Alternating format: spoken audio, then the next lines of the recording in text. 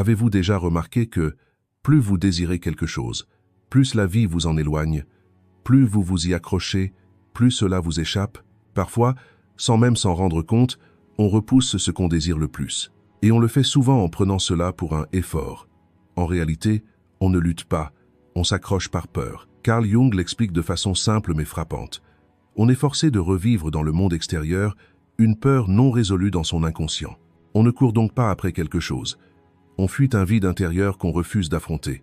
Pensez-y, plus vous essayez de contrôler une relation, plus elle se tend. Plus vous attendez de l'amour de quelqu'un, plus cette personne prend ses distances.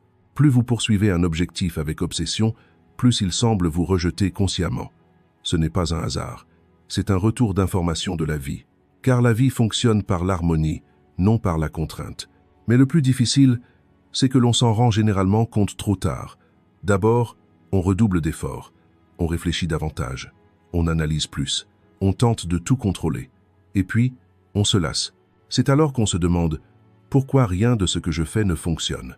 Carl Jung a exprimé la vérité sous-jacente à cette question ainsi « Le conscient veut contrôler, l'inconscient aspire à l'équilibre. » Ainsi, plus on force les choses, plus l'inconscient oppose de résistance. Car un conflit sous-jacent, dont on n'a pas conscience, se cache derrière. Peut être la peur de ne rien valoir, peut être la blessure de l'abandon, peut être la conviction de ne pas être à la hauteur. Et tant que ce conflit n'est pas résolu, la vie nous inflige la même leçon sous différentes formes. Une personne part, une autre arrive. Un emploi prend fin, un rêve s'effondre, mais le sentiment demeure. C'est pourquoi certains courent sans cesse, sans jamais aboutir. Car ce qu'ils poursuivent réellement n'est pas extérieur à eux-mêmes. Arrêtons-nous là. Maintenant, je vais vous poser une question sincère. Ne répondez pas tout de suite. Laissez simplement cette pensée résonner en vous. Qu'est-ce que vous poursuivez le plus dans votre vie? Et si vous y renonciez complètement aujourd'hui, que se passerait-il vraiment? La plupart des gens ont peur de cette question, car lâcher prise semble être une perte. Mais selon Jung, lâcher prise, c'est souvent s'approprier véritablement quelque chose pour la première fois. L'inconscient sonne l'alarme quand on essaie de lui imposer quelque chose. Mais quand on se retire, cette alarme se tait, et à ce moment-là, la vie vous remarque. Il y a un seuil que très peu osent franchir. Lâcher prise, ne pas intervenir, observer ce qui se passe. C'est là que commence la véritable transformation. Car la vie murmure « Tu n'as pas besoin de me poursuivre. Je suis déjà là quand tu seras prêt. » Si cette phrase vous a fait vibrer, vous êtes au bon endroit. Car cette vidéo ne vous montrera pas comment faire plus, mais pourquoi vous devez vous arrêter. Et cette attitude est un point de départ bien plus puissant que vous ne le pensez. Si vous êtes arrivé jusqu'ici, quelque chose en vous a déjà commencé à s'éveiller. Dans les sections suivantes, nous verrons pourquoi ce cycle de course effrénée se produit et comment le briser. Car le véritable enjeu n'est pas de rattraper la vie, mais de la laisser venir à soi. Et le plus difficile peut être ceci. Lorsqu'on cesse de courir après quelque chose, on se retrouve face à un vide. Ce vide n'apporte pas la paix au premier abord. Au contraire, il perturbe, car il n'y a aucune distraction. Pas d'objectif, pas d'urgence, pas d'effort pour faire ses preuves. Seule existe votre existence. Et c'est précisément pourquoi la plupart des gens sont constamment à la poursuite de choses. Car s'arrêter, c'est se retrouver seul avec sa voix intérieure. Selon Jung, ce moment est la première véritable rencontre de l'individu avec lui-même. Et cette rencontre n'est pas toujours douce. C'est à ce moment précis que la vie offre un choix. Soit vous retombez dans vos vieilles habitudes, vous vous remettez à courir, soit vous choisissez d'écouter ce silence. Quelque chose change dans ce silence. Le monde extérieur peut rester le même, mais vous n'êtes plus la même personne, car pour la première fois, vous agissez depuis votre propre centre, sans poursuivre quoi que ce soit. Et cela crée une force imperceptible. Les gens ne comprennent pas pourquoi, mais ils le ressentent. Vous n'attirez plus, vous créez l'attraction.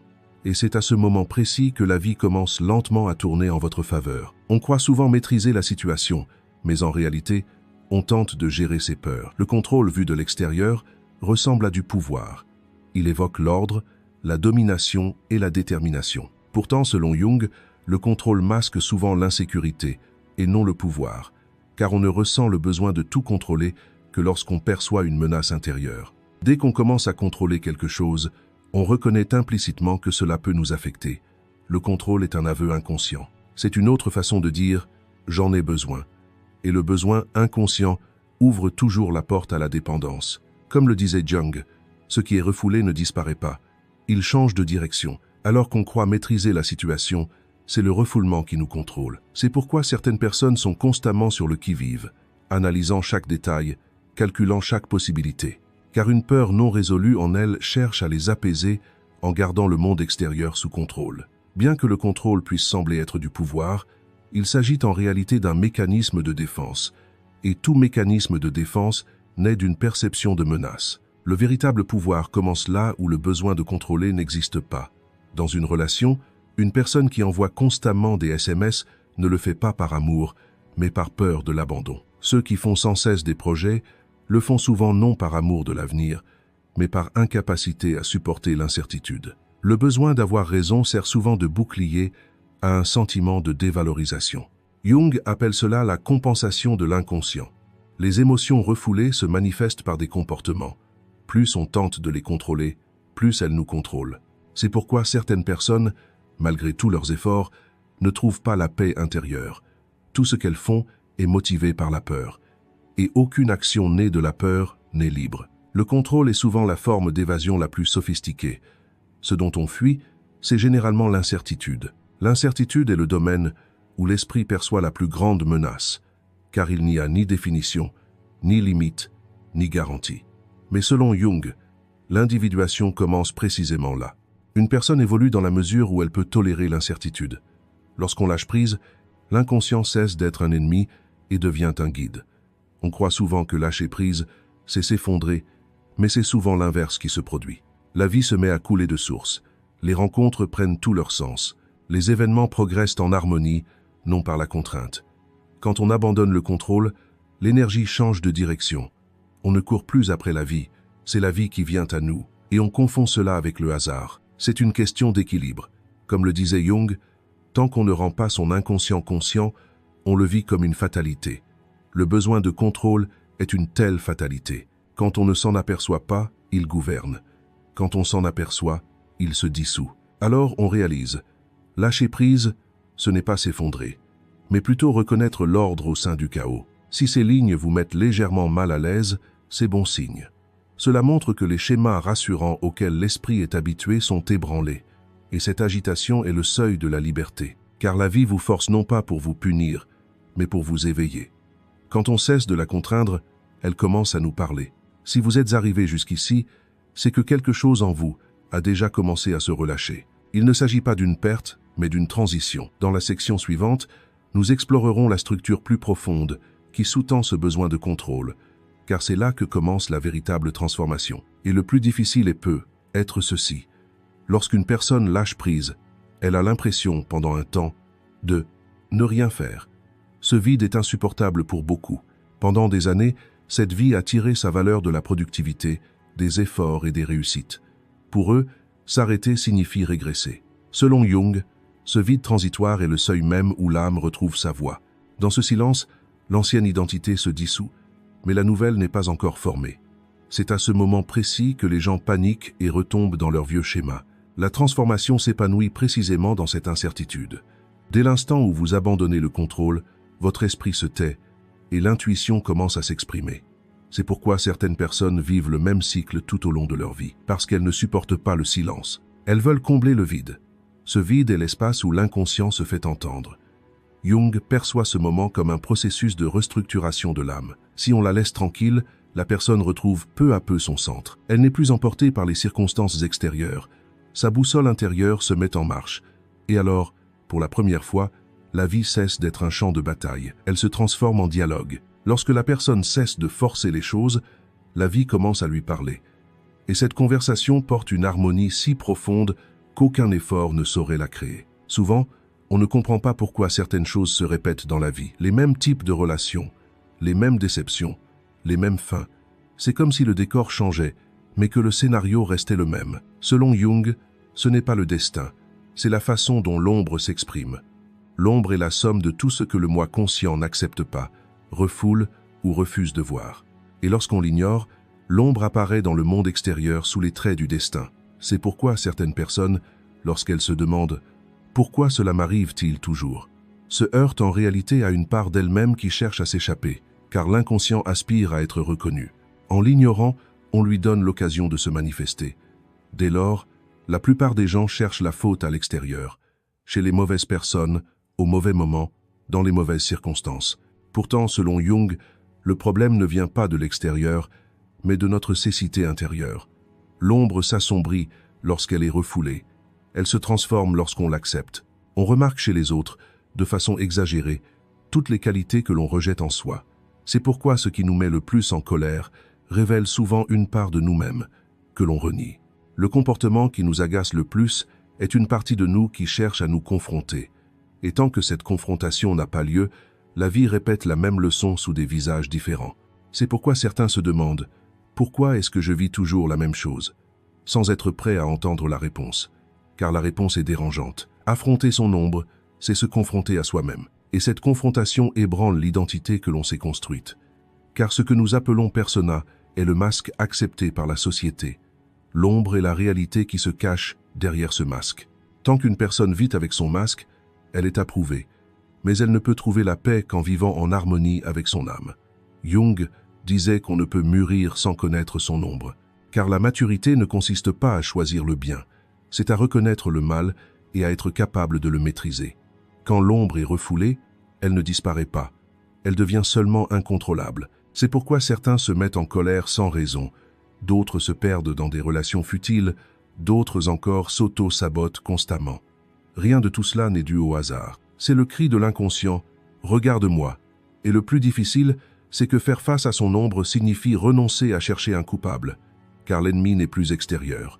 À ce moment-là, la personne doit soit assumer ses responsabilités, soit perpétuer le même cycle. C'est là que commence la véritable transformation. Au contact de son ombre, on se libère pour la première fois, car on comprend alors le sens de ses actes. Les réactions ne sont plus automatiques, mais deviennent des choix. C'est précisément le processus que Jung appelait l'individuation. Celui qui reconnaît sa propre part d'ombre ne craint pas celle des autres. Et avec cette prise de conscience, la vie change du tout au tout, car vous avez changé. Quand on change, les schémas répétitifs commencent à se défaire. À ce stade, beaucoup ressentent une paix intérieure, mais cette paix n'est pas un réconfort, c'est un éveil. Plus rien n'est dû au hasard. Tout ce qui arrive est un message. Chaque rencontre un miroir. Et vous êtes désormais suffisamment centré pour vous regarder dans ce miroir. Ainsi, affronter son ombre, ce n'est pas sombrer dans les ténèbres, mais reconnaître la sagesse qui s'y cache. On ne s'y perd pas, on se retrouve. Et c'est précisément pour cette raison que la vie cesse de vous mettre la pression au bout d'un moment, car vous ne fuyez plus, vous cherchez. Et pour celui qui sait regarder, aucune expérience n'est vaine. Ce que la plupart des gens ignorent, c'est que l'ombre n'est pas seulement ténèbres, c'est aussi un potentiel refoulé. Parfois, on craint sa propre force, son courage ou ses désirs. Car les accepter implique d'en assumer la responsabilité. Celui qui accepte sa force ne peut plus se complaire dans le rôle de victime. L'ombre porte donc non seulement des faiblesses, mais aussi une puissance refoulée. Selon Jung, faire la paix avec ses ténèbres, c'est aussi embrasser sa propre lumière. Et c'est bien plus déstabilisant pour la plupart des gens qu'ils ne l'imaginent. Car il n'y a plus personne à blâmer. La vie commence à vous appeler directement. À ce stade, beaucoup prennent du recul, car le contact avec l'ombre signifie la désintégration des vieux récits. Toutes les défenses qui commencent par « je suis comme ça parce que » perdent peu à peu leur sens. Il faut se défaire des histoires que l'on se raconte. Cela ressemble à une perte. Mais ce qui est réellement perdu, ce n'est pas l'identité, mais l'illusion. Comme le disait Jung, lorsqu'une personne laisse tomber son masque, elle ne se retrouve pas nue. Pour la première fois, elle devient elle-même. Et cet état de soi ne recherche aucune validation extérieure. La véritable transformation commence souvent non pas par un mouvement d'avant en arrière, mais par un recul. De l'extérieur, cela peut paraître une perte. Selon Jung, le recul n'est pas un pas en arrière conscient, c'est une plongée dans les profondeurs de la conscience.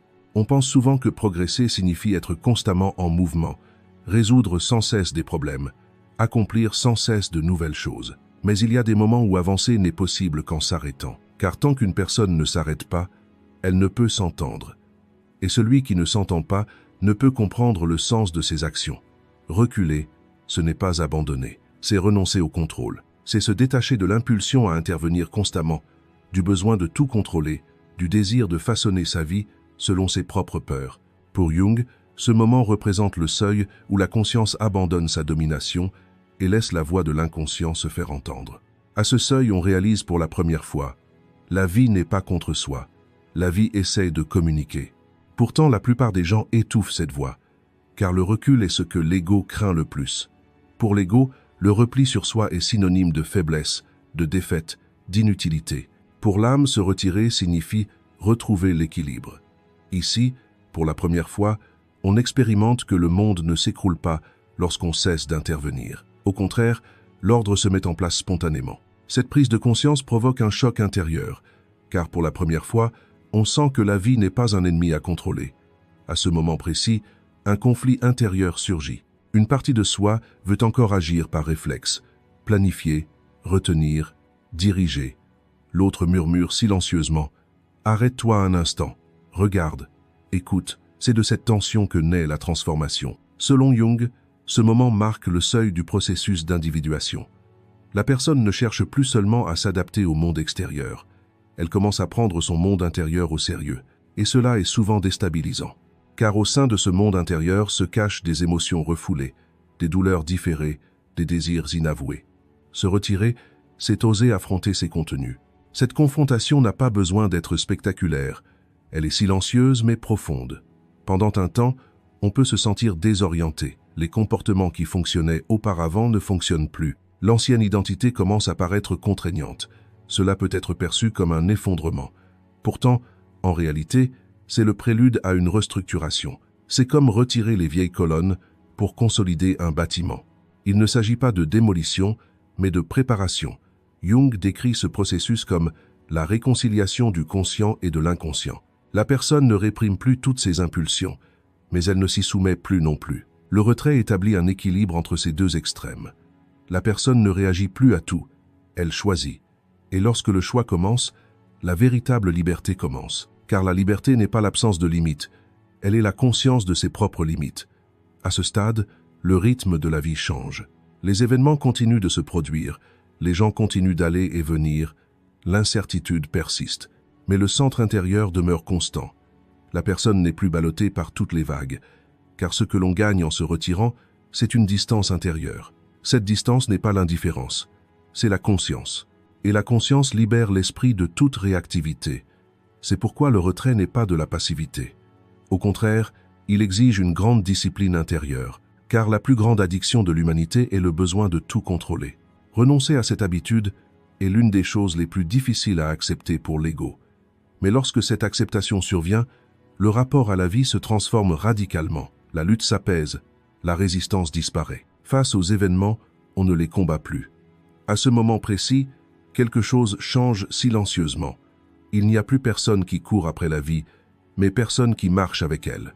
Et dans cette marche, point de hâte, point de contrainte, seulement l'harmonie.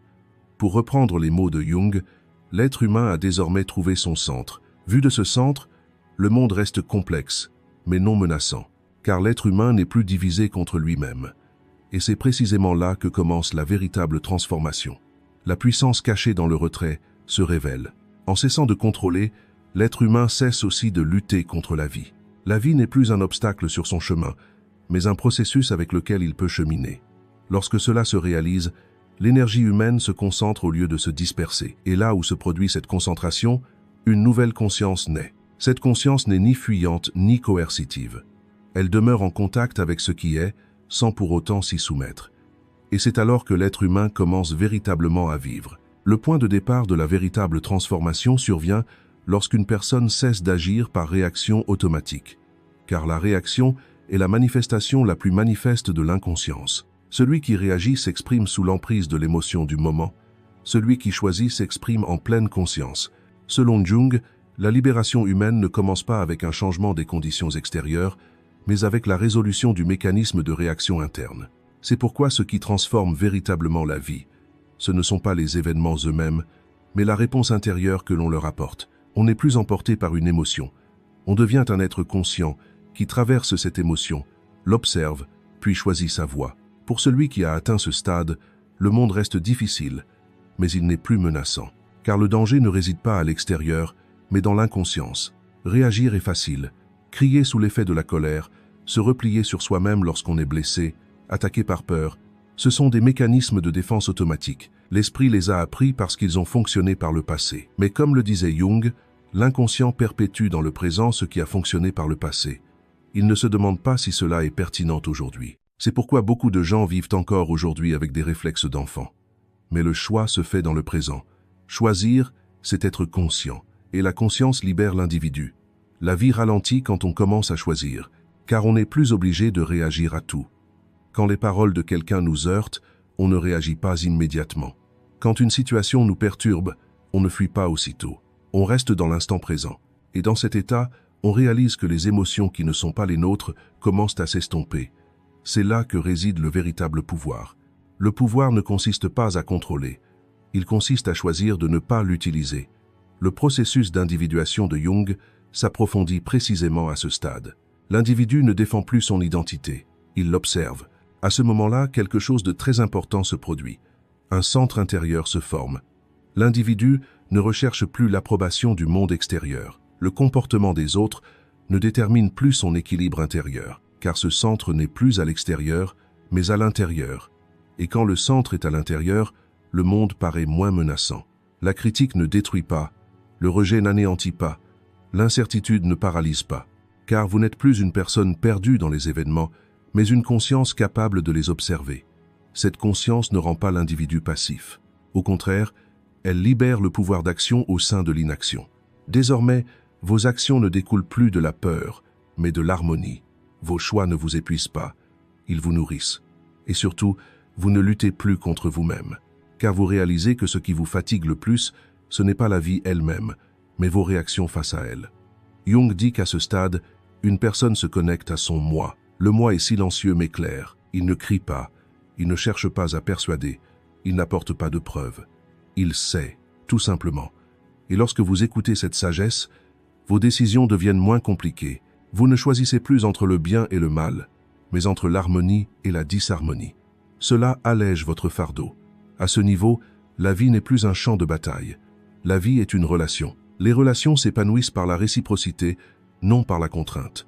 C'est pourquoi le véritable pouvoir réside dans la non-réaction. La non-réaction n'est pas de l'indifférence, c'est une attitude consciente. Lorsqu'une force tente de vous entraîner, mais que vous parvenez à rester centré, c'est là que la transformation commence. Et voici un seuil crucial. La personne ne se demande plus « Pourquoi cela m'arrive-t-il ?» mais plutôt « Que cela m'apprend-il ?» Cette subtile différence change toute sa perception de la vie, car elle n'est plus une victime, mais un observateur. L'observateur, cependant, ne se perd pas. C'est à ce moment précis que la vie commence lentement à changer de direction. Les événements continuent de se produire, les gens continuent d'aller et venir. L'incertitude persiste, mais vous n'êtes plus emporté par eux, car vous n'êtes pas une réaction. Vous êtes la conscience qui fait des choix, et cette conscience est le pouvoir le plus discret et pourtant le plus solide qu'un être humain puisse atteindre. À ce stade, la personne commence à comprendre. Choisir, ce n'est pas renoncer à quelque chose, c'est se rapprocher de soi-même. Car chaque réaction est une énergie inconsciemment dirigée vers l'extérieur. Choisir, en revanche, c'est rappeler cette énergie à soi. Lorsqu'une personne réagit, elle disperse son énergie. Lorsqu'elle choisit, elle la rassemble en son centre. Ainsi, au lieu d'être ballottée par la vie, elle la traverse. Les choses continuent d'arriver, mais la personne n'est plus emportée par chaque vague. Elle ressent la vague, discerne sa direction et avance sans perdre son cap intérieur. Avec le temps, cela crée une profonde tranquillité. Le monde extérieur est dynamique, mais le silence règne à l'intérieur. Quand la vie vous rattrape, elle ne le fait pas avec fracas. Souvent, elle arrive sans qu'on s'en aperçoive. Il n'y a pas d'événement dramatique, ni de changement majeur visible de l'extérieur. Mais quelque chose se transforme en vous. Un matin, vous vous réveillez, et les choses qui vous agaçaient auparavant n'ont plus le même effet. Les mêmes personnes, les mêmes circonstances, les mêmes mots, ils sont toujours là, mais vous êtes ailleurs. Comme le disait Jung, lorsque la conscience s'élargit, les anciens stimuli perdent leur pouvoir, car vous ne les percevez plus sous le même angle. La vie a cessé de vous poursuivre, car vous ne fuyez plus, et à ce moment précis, un seuil invisible est franchi. Souvent, on ne s'en rend même pas compte, mais un calme intérieur s'installe, une détente mentale, une sérénité émotionnelle. Plus rien ne peut vous contraindre, car vous avez cessé de lutter contre vous-même. À ce stade, votre rapport à la vie change du tout au tout. Vous ne cherchez plus à contrôler les événements, Mais vous n'êtes plus passif non plus. Vous devenez un participant conscient du cours des choses. Vous ne prenez pas les événements personnellement, mais vous les prenez au sérieux. On continue de vous solliciter. Les demandes fusent, l'incertitude persiste, mais vous ne les considérez plus comme le fondement de votre identité. Ce ne sont plus des choses qui vous arrivent, mais des expériences que vous traversez. Et cette différence allège le fardeau, car plus rien ne vous définit. Vous cessez d'être la somme de vos expériences. Jung décrit ce point comme la centralité de la conscience. C'est à ce moment qu'une personne devient actrice de sa propre vie. Sa direction n'est plus déterminée par les attentes d'autrui, les peurs ou le passé. Une boussole intérieure se forme. Et cette boussole est indépendante des conditions extérieures. C'est alors qu'une personne se sent véritablement libre pour la première fois. Car la liberté ne consiste pas à avoir des options illimitées. Il s'agit d'être assez fort pour assumer ses propres choix. La paix ne vient pas parce que la vie change. La vie change parce que la paix s'installe. Cette différence est subtile, mais elle détermine tout. Car lorsqu'une personne est en paix avec elle-même, le monde la traite avec plus de douceur. Elle n'a plus à lutter. Car la lutte naît d'un sentiment de séparation. Mais pour celui ou celle qui a atteint un sentiment de plénitude, tout est déjà à sa place. Et la réalisation la plus profonde et la plus silencieuse de ce cheminement peut être celle-ci. La vie ne vous a jamais quitté. Vous pensiez seulement l'avoir perdue en vous en éloignant. À présent, vous revenez, à vous-même, à votre centre. Et là, quelque chose vous attend. Un flux naturel, une valeur qui n'a pas besoin d'être prouvée, un sens qui ne requiert aucun effort. Voilà ce qui arrive quand la vie vous retrouve. Il n'y a pas d'explosion, pas de fin dramatique. Seul un profond sentiment de plénitude s'installe. Et ce sentiment suffit désormais. Et le plus frappant peut être ceci. Quand la vie vous retrouve, vous ne cherchez plus à mériter quoi que ce soit. Le besoin de faire vos preuves se dissout silencieusement, car vous sentez qu'exister, tout simplement, suffit. Cette intuition n'est pas une idée mentale, mais une sérénité ressentie dans le corps. Vous n'avez plus besoin que votre valeur soit confirmée par des signes extérieurs. Vous avez intégré la certitude que vous êtes suffisant tel que vous êtes. Cette certitude ne s'exprime pas à voix haute, mais elle guide intérieurement chacun de vos actes.